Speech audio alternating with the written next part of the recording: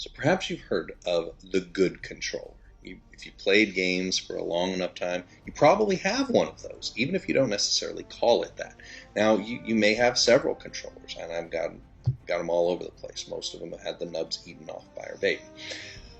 But this one is the one that we use when it's time to get down to business in the game. It's our favorite controller, the one that we reach for first, even though we have other controllers that are available, maybe even ones that are better charged and perfectly capable of performing the same task. It's the controller that we don't hand to the company when they come over to play. And if someone comes over with little ones who want to play on our game console, it's the controller that gets hidden very, very quickly to protect it from their little Cheeto hands. I laugh because it's what he does. It is the controller that feels, just right when you hold it in your hands to play a game.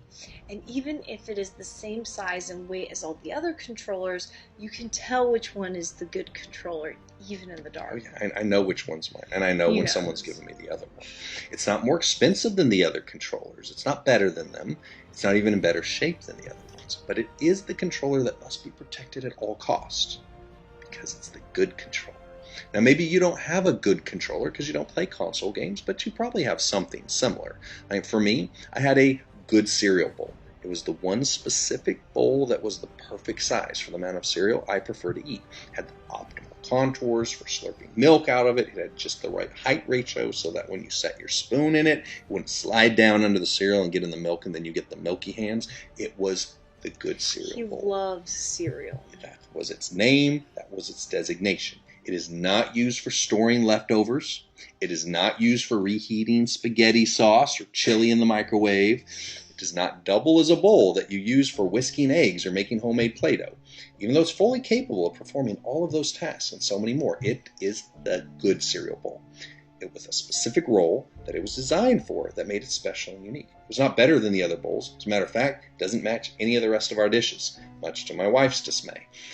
Simply set apart to serve a specific need. And in order for that mission to be fulfilled, there were things that my cereal bowl was not to be used for. It needed to be clean and available for the use it was intended for.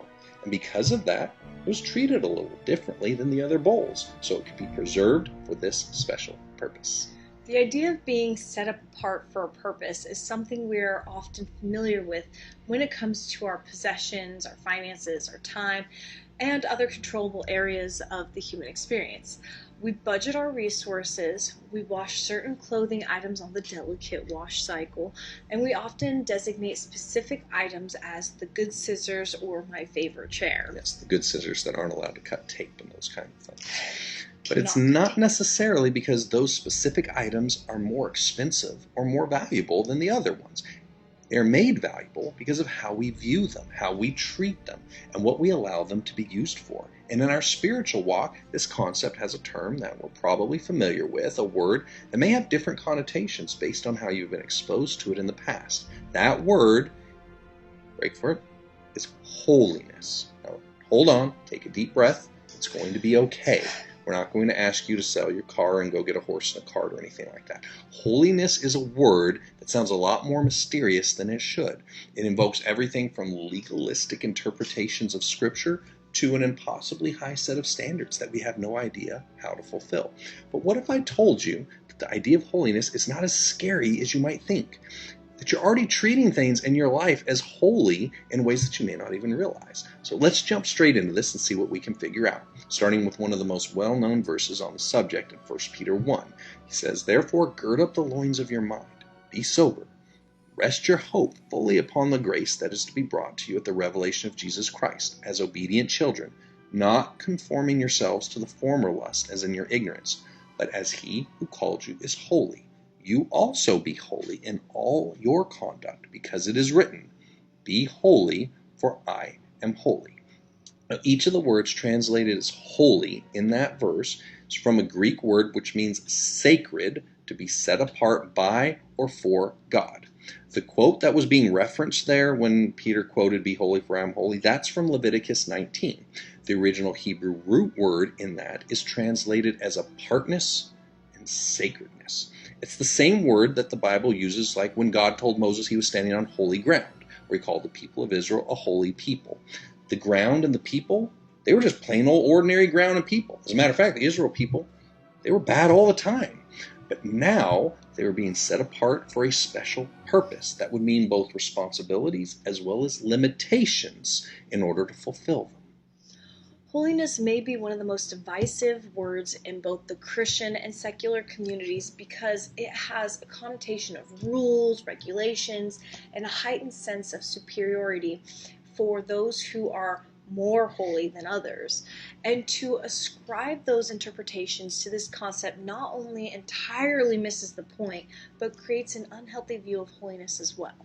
When the Lord calls us to Him, to follow Him, He's setting us apart for a specific purpose. It's one that will require obedience, sacrifice, and commitment. By definition, being chosen for a mission means that the other pursuits that fall outside of that mission's set parameters are excluded. As gamers, we know embarking on certain quests means that we're doing so at the expense of other priorities within the game. We'll pick one quest and it'll tell us when we try to click on something else, it'll say you have to quit the current quest that you're on first. When engaging in a climactic boss fight, stopping to chat with the locals or take pictures of trees, it's a good way to arrive at a mission failed screen. Here's the secret to holiness that I learned when pondering my good controller. The controller itself isn't good because of what it is, but because of how I treat it. I set it apart to be used only for its intended purpose. I don't place it in positions where it could be misused, defiled, or damaged by those who don't understand its value or see it the way that I do. I don't use my controller to hammer in nails. I don't use it to prop open doors. I don't toss it across the room and play catch with it. Do you do that with all the other controllers? Sometimes, yours. Wow, I am intentional when using it and when putting it away. So it will always be able to serve the purpose that it was designed for. And when we ponder what holiness means to us, a very similar concept holds true. We have been chosen and set apart for service to the Lord, designated as His holy people. Like the good controller or the good cereal bowl, that means we must set ourselves apart in order to serve the purpose He has for us, which will mean dedicating ourselves to those specific areas we are called to and avoiding pursuits that would guide us away from those priorities. My controller is not defined by what it doesn't do, but by what it does, and as the one responsible for its care, I make the choice of what environments it is placed in, who is granted access to it, and how it is maintained so it can serve that purpose consistently and whenever it's needed. And as the one responsible for this vessel called my human body, the same precautions and preparations hold true. As Christians, we are vessels defined by our purpose to point others toward Christ in love and grace, demonstrating His message through our words as well as our actions. We must behave in a manner that is consistent with that mission, treating our vessel with honor. A life lived in sin fails to put us in a position to serve the Lord, and it indicates we're not actually following Him. But if we reduce this down to a simplistic list of do's and don'ts, we miss the point entirely. And as followers of Christ, setting ourselves apart for a mission and choosing to walk in what He has designed for us to complete is our holy calling. It's not merely the removal of sinful pursuits, but the centering of all of our decisions and actions around the designated purpose He has for our lives. This pursuit of holiness, it's not some mysterious concept that lies beyond our comprehension, nor is it some impossible to achieve super spiritual avatar state that's limited to elite level believers. It is living our life with an understanding that we serve a higher purpose as followers of Christ. And because of this, we set ourselves apart from anything that would result in damaging, defiling, or limiting the use of our vessel for the calling He's given us. It also means that our exclusivity from those unaligned pursuits is designed to increase our joy and happiness as we fulfill His will, not limit us. It doesn't make us superior to others or mean that we are too valuable to use or too precious to hold. My good controller is not locked behind glass. It's actually the one I play with the most. It definitely shows signs of usage and wear, but its usage is in a way befitting its mission as an item set apart for a very specific purpose. Holiness is not something we can measure by arbitrary rules and regulations. It's about the specific alignment of a vessel for its service assignment. It will look different for each of us because there is a diversity of missions and gifts to match the uniqueness of the individuals who make up this family and the specific battlefields we each have called to.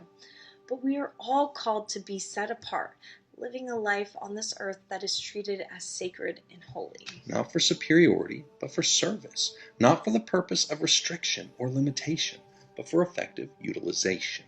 We have been set apart and designed for His use in this world we're currently occupying, for the purpose of doing good works and bringing light into the darkness. And if we miss that mark, we can be restored back into working condition through His grace. Let's yield our hearts, minds, and actions to His mission in all we say, think, and do. And if we are intentional with aligning our vessels with what the Spirit of God has called us to accomplish, we will find that holiness is not an impossible pursuit, but an alignment of who we are with what we have been called to do. We can all be the good controller, not because there's anything good in us, but because we have willingly placed ourselves and the control over our choices into the hands of the one who is the definition of good.